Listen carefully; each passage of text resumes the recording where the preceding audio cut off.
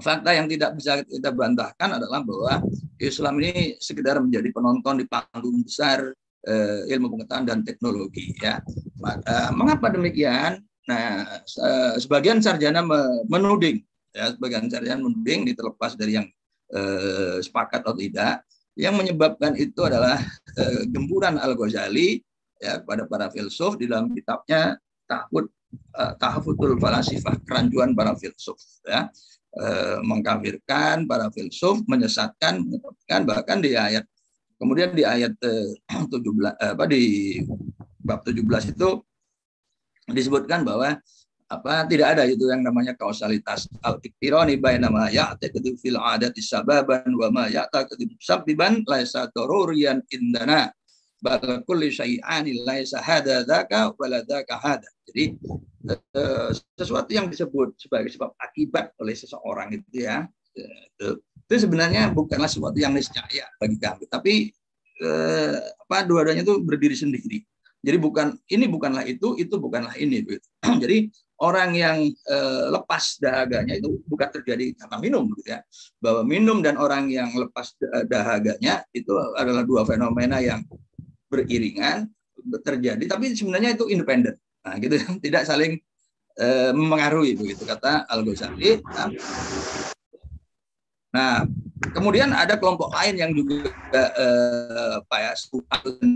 menolak kausalitas, ya, itu kaum Sufi, ya.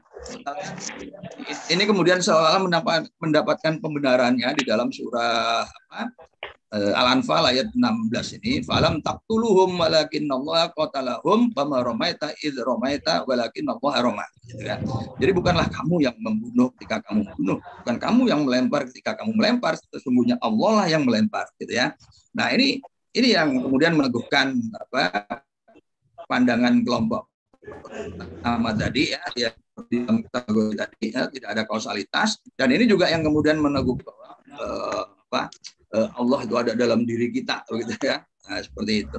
Tapi apakah itu kemudian tidak ada kausalitas? Nah, mari kita simak fenomena-fenomena berikut, gitu ya, dalam sains. Dan karena ini kita komunikasi dengan teman-teman sains, ya, paham. Jadi orang mau atlet basket misalkan, ya, untuk kemudian menjadi andal, mereka harus berlatih secara intens, begitu ya.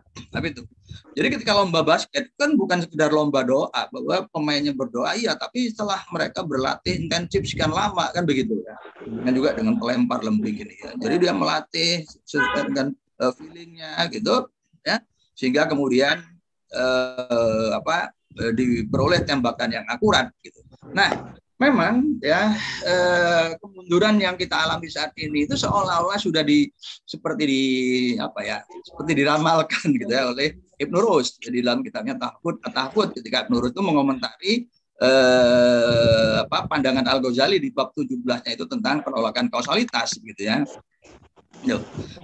Ibnu Rus mengatakan begini, faman rafa'al asbab faqad rafa'al aqal inna ma'rifati bi musabbibati la takunu ala tamam illa bi ma'rifati asbabiha farafa'al asya wa mubtilul lil ilmi wa rafa'al. Ya, jadi barang siapa yang menolak sebab akibat, gitu, sesungguhnya dia menolak akal, dan sesungguhnya pengetahuan tentang hal tersebut, ya, tidak mungkin menjadi sempurna, ya, tentang sebab akibat itu dengan mengetahui sebab, gitu.